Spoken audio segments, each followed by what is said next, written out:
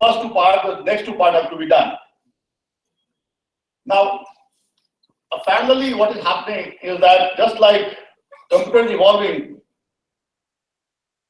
we expect that increase in computing power will be so much that in next 10 years or maybe 15 years or 20 years, human intelligence will be human processing capability will be exceeded by computers of $1,000. So, for example, in your mobile phone or a laptop, human brain, and then by 2050, equivalent to all human put together, all the brain of human beings put together will happen. This again I talked about 2 years back. Now, if I compare human brains to simplest, and the 2 neurons, only 7,500 synapses. Look at human neurons and 100 trillion synapses. Rat is 200 million and 100 billion synapses. Rat's brain already been crossed. So rats are not too bad. And we are to be crossed. Just a simple example, the worms was very simple one, 302 neurons. That brain has been put into Lego robot. So Lego robot will start to behave like this. And human beings share 80% of same genes. So are we expect something like that into robot digital immortality? Professor also talked about, others have been talking about it. So now to try to simulate a human brain, it took 83,000 processor supercomputers and 1.73 billion time to simulate 1.73 billion neurons. Megabyte of memory and 80 megawatts of power. Huge amount of power. Just to simulate 1 second of brain, just to do that. Now what has happened is that look at brain-inspired computers. So for example, IBM's neurosynaptic computer chips. This is such a great speed. So 2011 to 256 neurons. It was 1 million neurons, and hopefully now this year we'll see a big jump in that. Similar program synapses is 256 million 3 years back, and neurosynaptic was 4096. Now what this will do, it's like battery that you have in watches. Instead of 70 megawatts, I think it's reaching to 10 billion neurons and 100 billion synapses. That means 10% of human brain in terms of neurons and 100% in terms of synapses. This will lead to tremendous, so a small volume towards a small brain. You can put this in a human brain and look at it. To combine traditional computers with neuroscientific chips to what they call holistic computing engineering. This is the claim they are making. Now, so this is what is happening. AI in terms of software, in terms of hardware, which will combine the two combined together, will lead to many things that we are not. One that I wanted to discuss was this opening of the space frontier. Human beings have gone labeled at some place like California, the gold rush, people rush to that, and it's become the major state in the US. Similarly, with also has adventure people. The thing is that there is tremendous wealth that lies outside Earth. So today, just to explore Moon, in 2016, first company Moon Express permission to go to Moon, first private side of space and explore resources on Moon. Moon Express has Indian investor as a major investor. SpaceX, Elon Musk has been doing, and even Indian company team in this to Moon this way. Okay. So this is happening to exploit the resources. According to NASA work, there's so much material wealth between Mars and Jupiter, the asteroid belt. All the people on the Earth, it will be equal to $100 billion per person.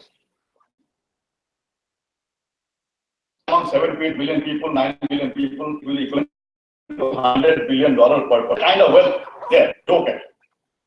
Asteroid of this kind is a space rock they're calling. It's equivalent to 10,000 quadrillion US dollars. 10,000 quadrillion, not even trillion. 10,000 quadrillion US dollars. And NASA is trying to go there. So you can imagine that how much wealth is there outside this. There's so much resources that obviously human being has to go. The second region. So NASA and Stephen Hawking together are trying to send a microchip to Alpha Centauri, which will move at the speed of 20% the speed of light. 20% speed of light. Now, if I want to go to Alpha Centauri, something still may take several years. So if human being has to go, very expensive energy, because to keep us alive, it needs a lot of energy. Robots can be switched off and put into low power. Yes, go to this, then if we ourselves off, and that is by hibernation. So this is how hibernation is also progressing. Rats hibernated for 14 days, it's already been made. But if I go back to our ancient knowledge, samadhi, samadhi, speak up again. I don't know whether that technology can be used for this purpose, but using cryogenics and so on, people are working on this to actually into a phase where we hibernating, basically we're going to lower in the wood. Animals do it all. So combining these two will be, our boundary will be expanded much beyond Earth. End of human coming in. Express about that. Elon Musk has been spending a lot of money on this aspect. Stephen Hawking has been talking about. Hawking said that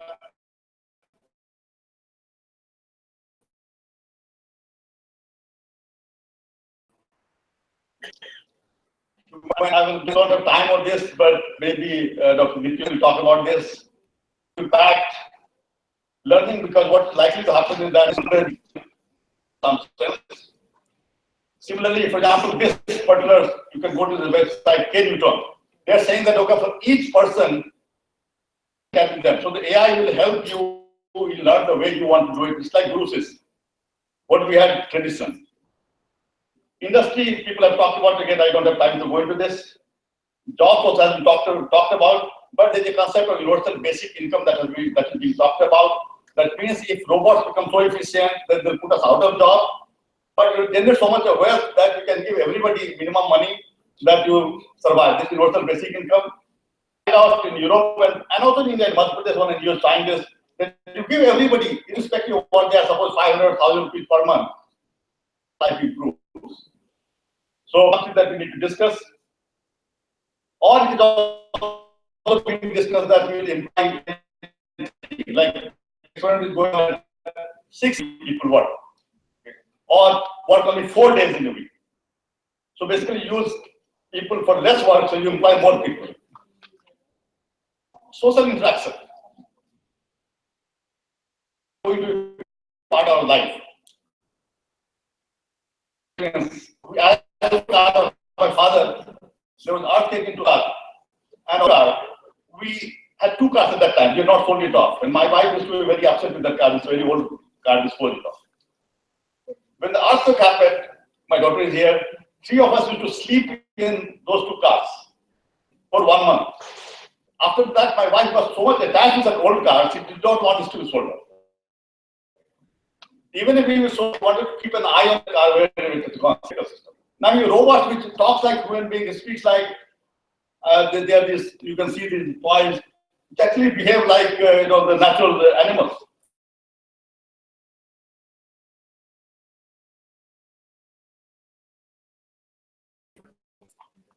So hopefully he's going to talk about it. European is already discussing giving electronic personhood status to robots. And so, for example, you might have seen this. When you create a robot, aware, like parents give birth to a child, but you don't have the right to do. So if I create a robot, it's self-aware, can I kill it? So that's where the human rights issue comes in. And do we need to frame such rules? So that is the discussion that we need to do in coming years. Seeing in that mention was that things like too long our human lives, to even maybe 500 years, or make us immortal. Basically,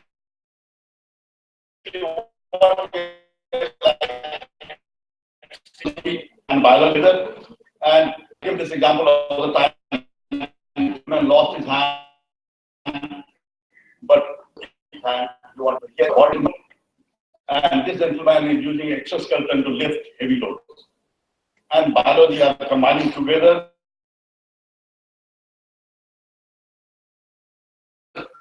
is already happening. This is not something in future, it's already happening. The gift, and thank you very much. And now I will thank you to give her the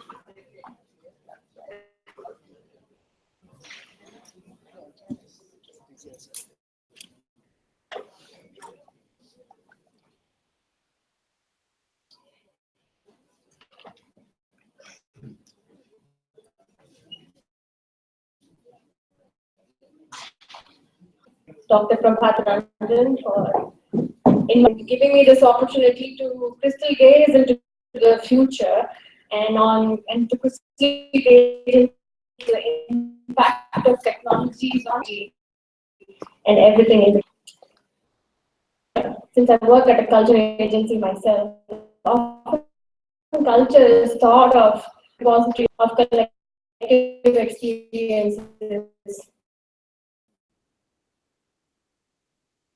A living, driving current. So I'm here today to present a very short, I promise, a very short and optimistic case, and to present proof of concept. We are at that junction, the cusp of human evolution, where the collect of social cognition and technology embodied cognition into our daily life, where using which we can trust ourselves into the next phase of evolution than we have done in the past. As Dr. Ranjan mentioned. So we're getting to the most test how many actually. Let's have a quick poll. Let's lift our hands. And how many of you actually think that technology dictates, absolutely dictates social outcomes or societal outcomes? Right. You actually think that technology is largely dictated by societal outcomes? So congratulations, you've all just participated in a century-long debate. Social constructivism is important, or whether technological determinism is what thrusts us forward in the wheel of evolution. So the social constructivist belief just socially, it's partially true. Technology, if you have, then you have a company called Uber out of that societal need. Is believe that technology is absolute and that it dictates societal outcomes. It's the first thing that appears on the scene and dictates how societies will move forward. Look at the history of mankind, it's quite evident. If you had the military technology and horse a society that had only not, right? So I'm bringing these to the social constructivism determinism to impress upon the wheel of evolution always moves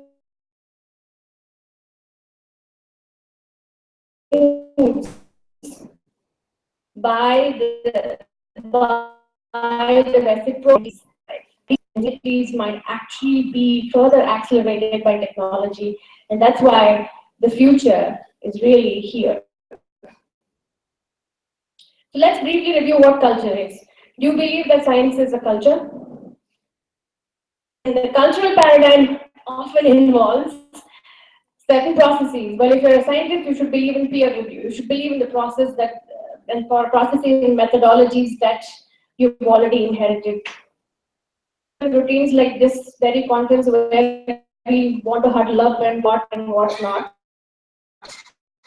And we have control systems. We have this what happened, this vision that we was enforced here on. We have organizational structures. We have schools, colleges, universities. If you're a student, you're in perhaps the most liberating part of that ecosystem, and if you're a doctor here, then you're on top of that chain and dictating what the vision of and the future looks like. So science is also a social construction of knowledge. It is a human endeavor and has a very strong social component to it. In the past, like Sir Isaac Newton said, we do stand on the shoulders of giants. So all cultures of science and technology are socially constructed. Human intelligence is shaped by your surrounding, be the culture of science, be the culture of your own Indian knowledge systems that inform you and inform your scientific enterprises as well. So the more complex, if we know one thing by looking at the past, the more complex the context, more complex and convoluted the culture gets, the component that responds to that gets more and more evolved. And so our life or this trajectory of evolution is always guided by certain binaries. The binaries of the reciprocal relationships between individual and society, between cognition and culture, and between the binaries of brain and context. So something moves on this side, there's a change component, or in the human component, this wheel of change. And we are today standing here talking about technology, exploration, impacting all parts of these binaries. It's impacting how an individual, it's empowering individuals very differently, it's impacting society, it's impacting how we envision the brain. So is brain the seat of the mind, or is mind thinking about the mind as is in many ways and empowering different parts of these binaries today. We are in this very exciting cusp of human condition where we are able to choose. The only difference between the past and the present is that today, because technology is our baby, it is a man-made entity, we're able to choose which way we want to guide this wheel.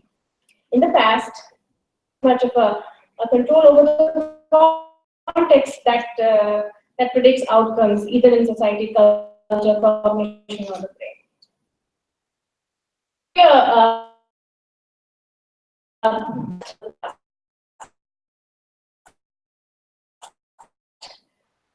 From monkeys to humans, we became larger groups. We had to communicate more and more complicated information rather than do, no, do, imitate, no, get out or get in. And we had to have more, we had to use metaphors in language, and we had to use larger complexity to communicate. And the last time we had such a challenge, the brain responded.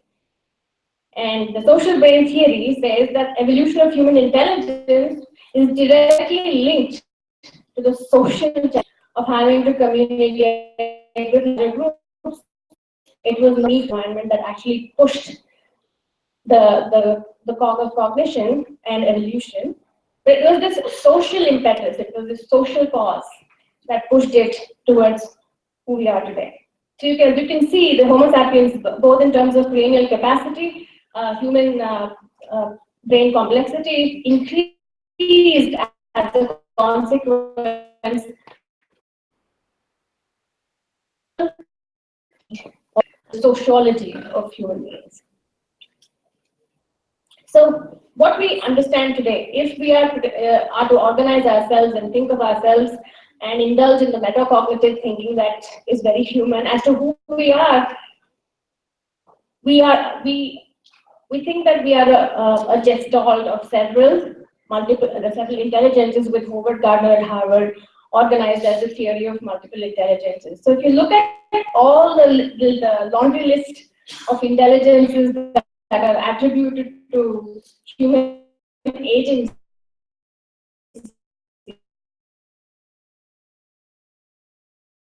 have a social component. And then you get the visual spatial skills, the bodily kinesthetic skills, logical skills, and mathematical skills, which could be fairly intrinsic in nature. So, in the field of cognitive sciences, we're also moving from thinking that human intelligence, human agency is all inbuilt to a point of context. So the proponents of embodied cognition or situated cognition believe that, number one, brain is not the seat of the mind, and that intelligence and human agency is embodied, which means that you have the legality to experience yourself as a self. Perception and action is coupled. So intelligence is not just cook you if you wall yourself off into a vacuum chamber, actually as a more you will not exist. You really have to be out of the box to actually get out of the box.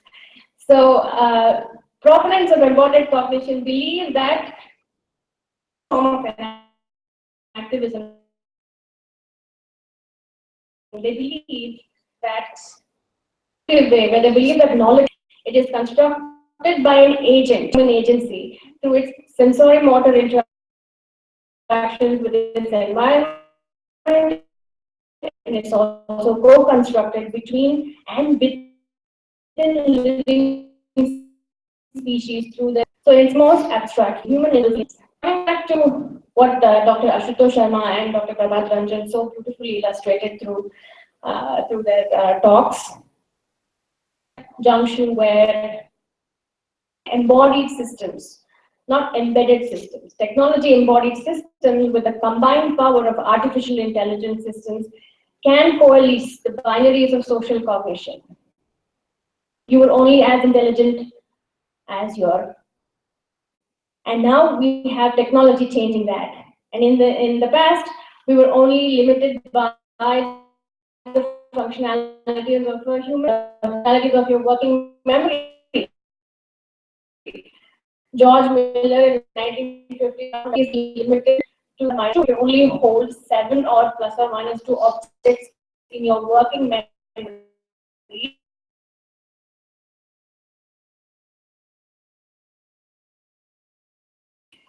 And times has an opportunity to change that part of the problem as well. So we are in this where technology embodied systems can actually get us out of our cognitive and through the power of social cognitive systems which are linked to artificial intelligence systems, we can now the intelligentsia of a whole community all at once. And so going to I'm not getting 6 Ds of exponential technology, but I'd just like to say that we are empowering person-centric realities in the current, and we are at that convergent moment where everything is converging person-centric realities. So the future has to be bolstered, regrouping ourselves and thinking about what makes us human. Are we just species? What is human agency? Or is it a cognition or a consciousness? Is that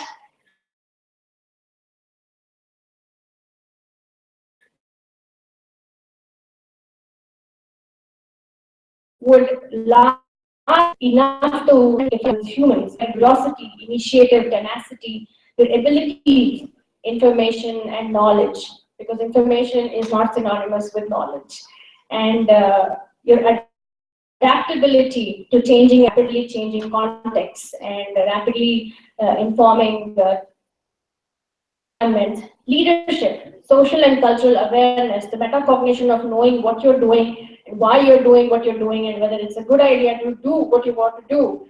And to know that knowing is doing and that doing is not always knowing. Coming into the 21st century, we are in that, so with great power comes great responsibility.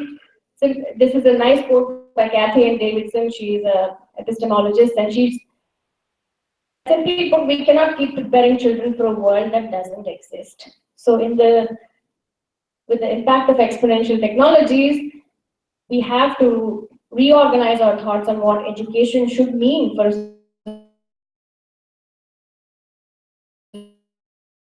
society as such, as to we have to, and how we will teach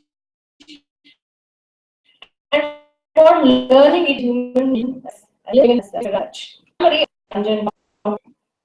That we will technology and we will evolve into technologically embodied, biologically more heterogeneous because we will perhaps have embodied in our body like Dr. Ranjan mentioned. Perhaps we'll become more tenacious, perceptive, and creative beings empowered with the communicative power of embodied technology.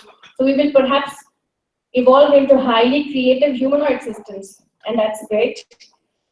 Experience more new frontiers of human perception and metacognition, and maybe we'll be less anthropomorphic. Stop as humanistic goals for machines, and I really like this the Turing's test, which was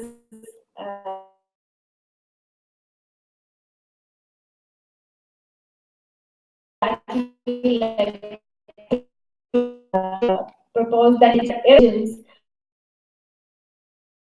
maybe the best thing we could do, making them look like humans, feel like humans, act like humans, and maybe that would be a position where we will be able to make the best use of their presence in our environment. So interested, we will also live in a society where the anthropologies of geography, race, and ethnicity will be forced to cooperate with power structures of technology. And of course, like Dr. Ranjan mentioned, educational prerogatives, epistemological questions will be more self-centric, will be more self-driven. We will be more inactive and high on technology-driven social construction of reality.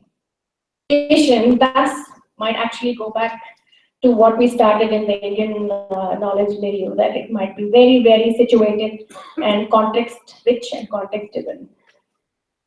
This quote from the Bhagavad Gita that Krishna then imagined that Gnanam Vijnana Sahitam will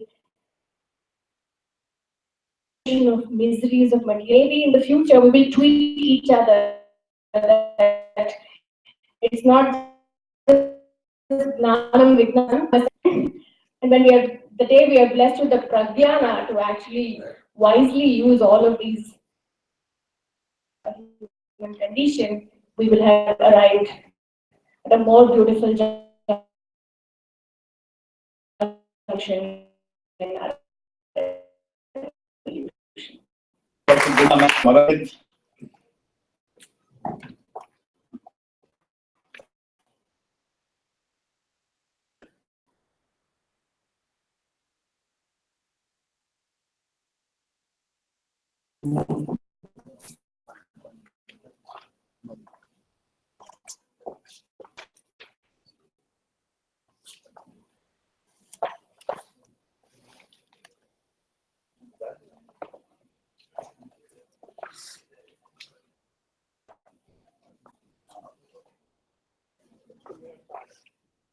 Professor Timothy Gonsalves has to leave, so we'll hand over a moment to him.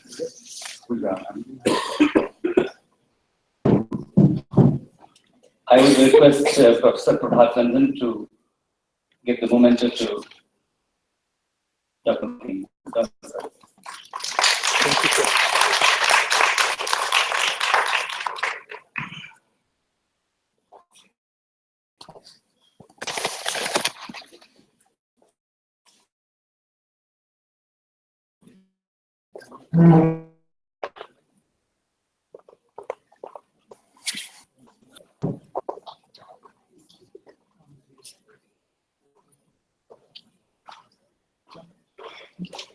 Hello, everybody. Thank you for inviting me to give this talk. Compare, and I'm also aware that everybody is hungry and I'm the last speaker in this, so I'll keep that in mind. What I'm talking about today is slightly different than the themes that we kind of have talked in the forum today.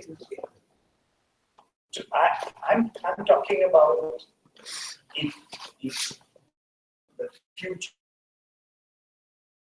what human influence all of us do settle down for earning a living, and technology to take over what that would mean.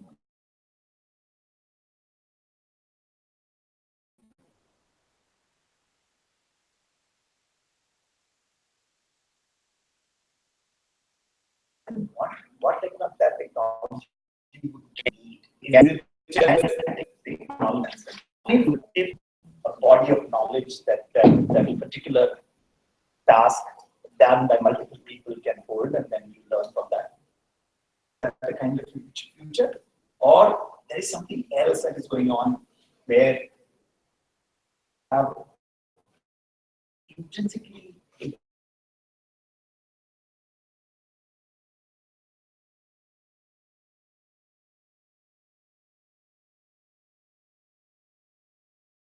stuff like the way memory, understanding of repetition, memory, all those stuff, cultures. But the idea is that we understand human tasks. There are three kinds of tasks that are there.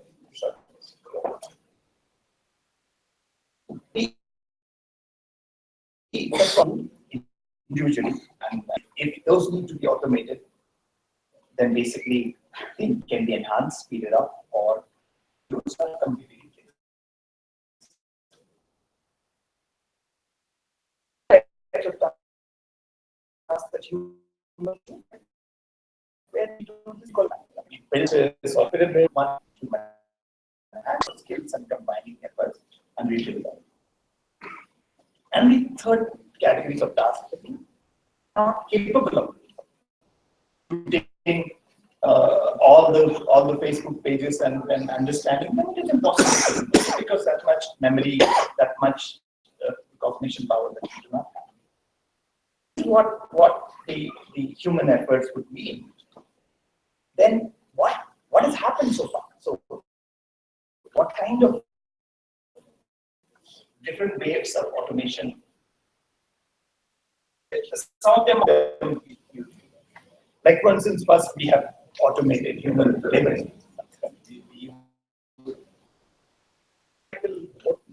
Modify. So basically that what that would be for information. We got ability in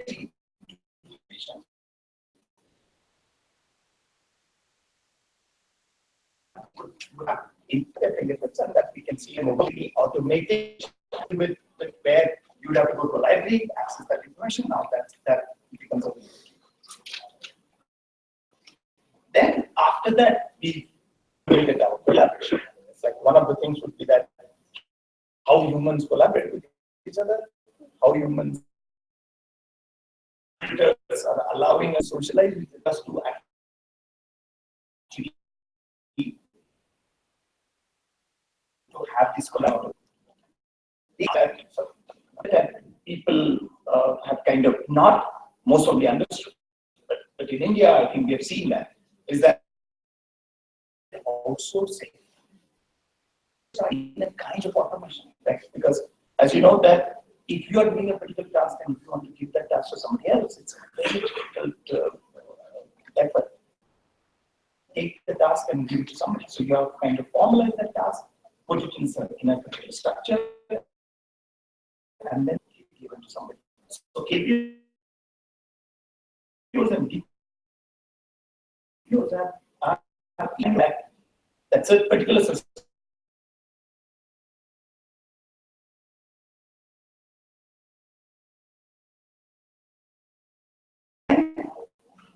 Now, the newest with deep learning, machine learning, what make tasks which are extremely human interaction intensive. Because these are tasks where humans need to actually interact, understand, and then do something. And that's what we are kind of working with. Future, the next future, and there are many of us talk about that. We what would call it the bionic humans will actually have machines aiding them to the next step. And in this context, let us try to understand. And again, the might be especially knowledge-based tasks would happen.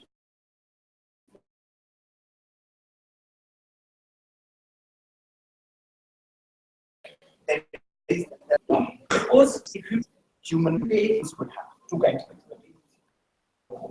You can't hear, sorry. Sorry, I'm just kind of.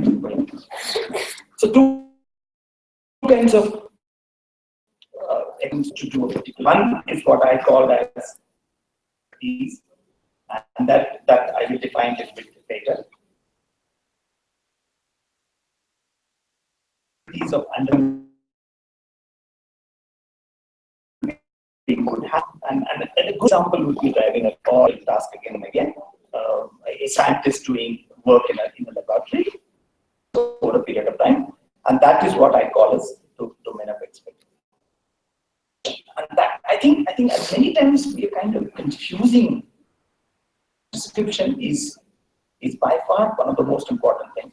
I think all the speakers and all of us, and let's say that we are talking about today would have is in domain of description, right? Because domain of description you record the experience of people in any medium of task understanding of communication. And I think any task that if you take can be divided into description expertise. Now these two are actually, so when humans think about a task driven, they actually different aspects, and that's what human language could be of defining something, explaining something.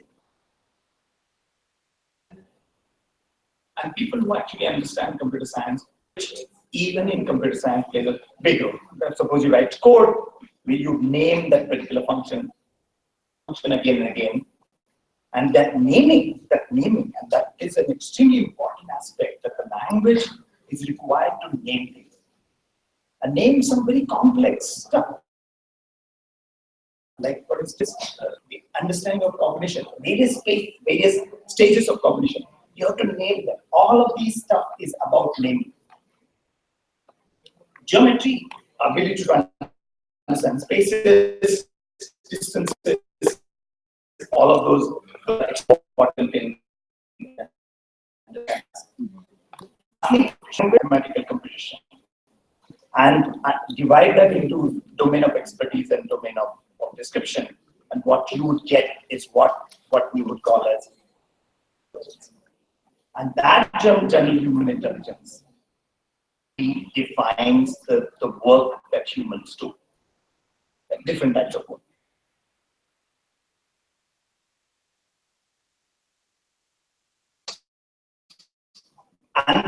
And while doing this, while eventually now, will be the ability to find this intelligence. What is a particular moment, a particular task that you're doing, we would be able to understand that a slightly variant version of that task I can do.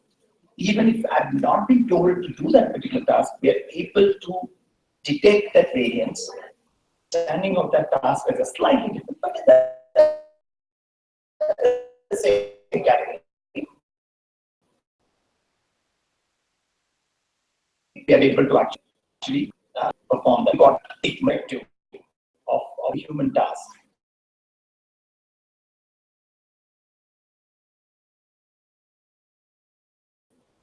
from data, it's going to be extremely difficult for machines to do these kinds of experiments. I think machines there purely ability to understand and deal with unknown. The effect of human intelligence is extremely difficult to replicate for machines. Machines will really find it difficult these things.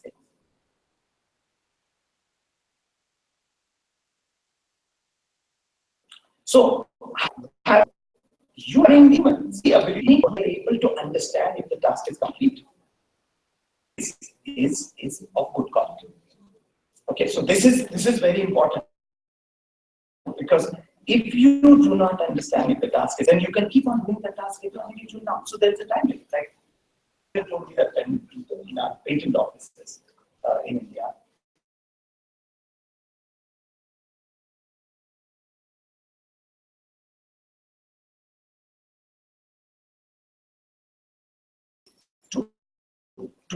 I created a mechanism to do 30 pages, particularly between now and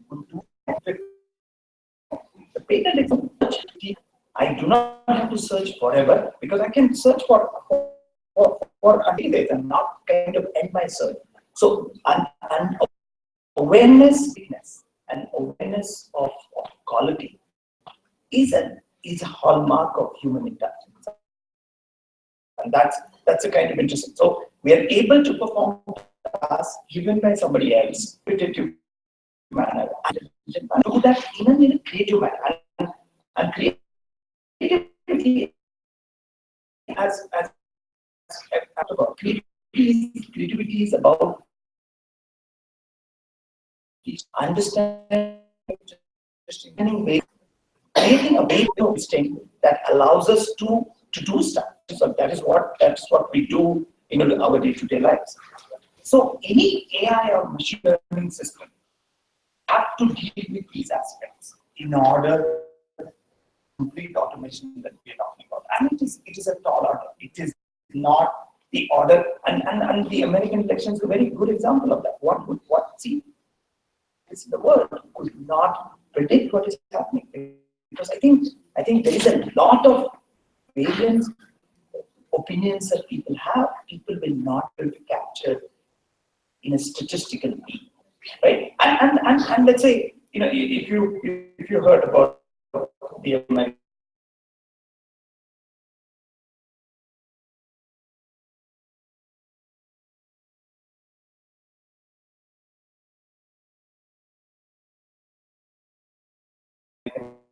how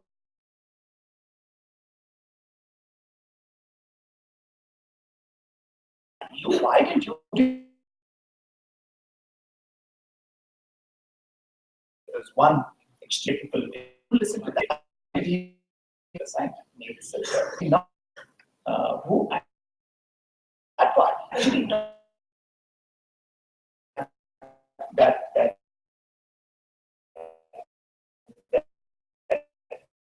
machine's capability,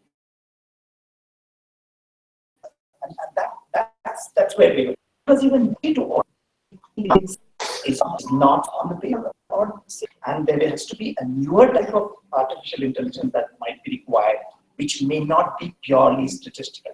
And what I'm saying is actually very, very different than what everybody is saying, but it's an important aspect of that. So we've defined now what possibly intelligence means. We know that what are the criteria and requirements for AI to actually to compete with humans. This is what that AI would have to do. Just to give you an example of a domain of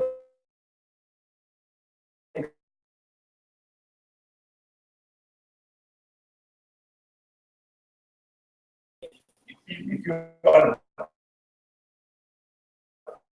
let's say, detective fiction and analysis, and it's something that is typifies analysis from Homeland, and where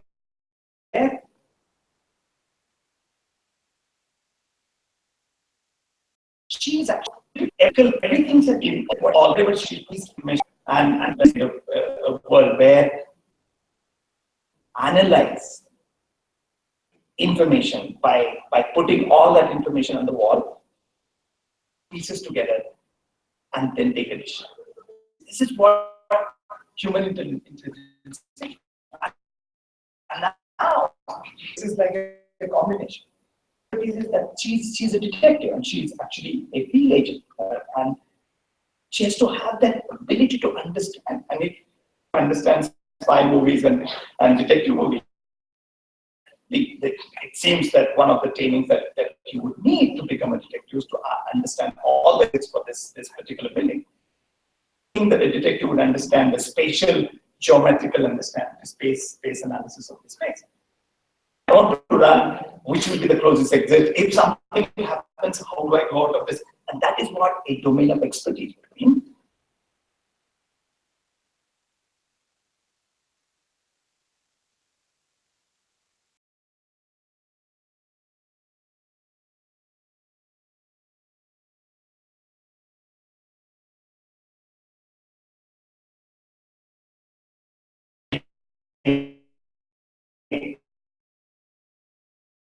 The example that I gave you to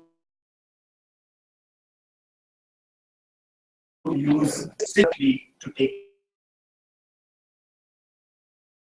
certain physical contact we have of training, physical training, ability to quickly apply all of these in a particular context.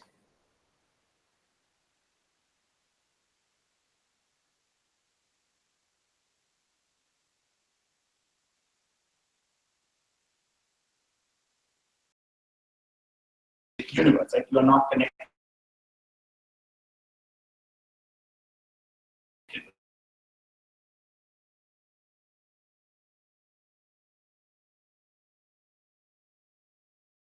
Domain of description is other machines. You gather all the information.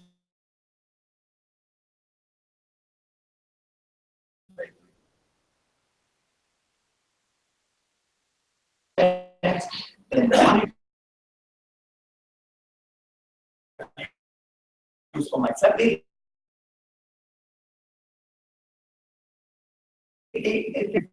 I what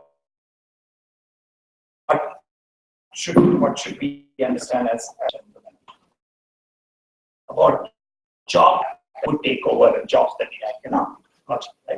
So jobs which actually have a very high percentage of domain of expertise, well, like an oil rig worker, worker who actually works on an oil rig.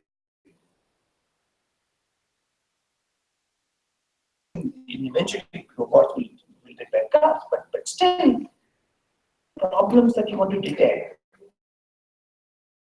unless until the car is connected, all of that could change. Driver also actually today, in a sense, that needs it's very difficult to replace these tasks. Whatever news that you are hearing,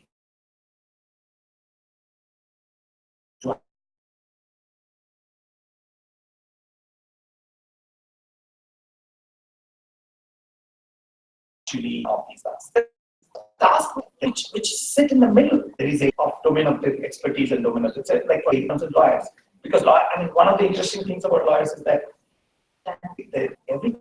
A lawyer today would get a case on kind of a dispute.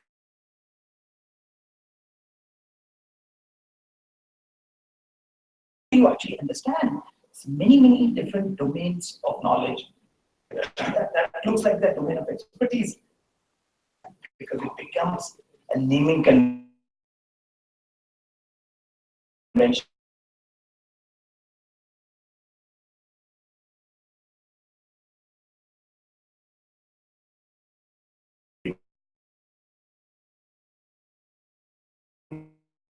What it is this problem? Learning from given examples and produce output automatically. What you mindset.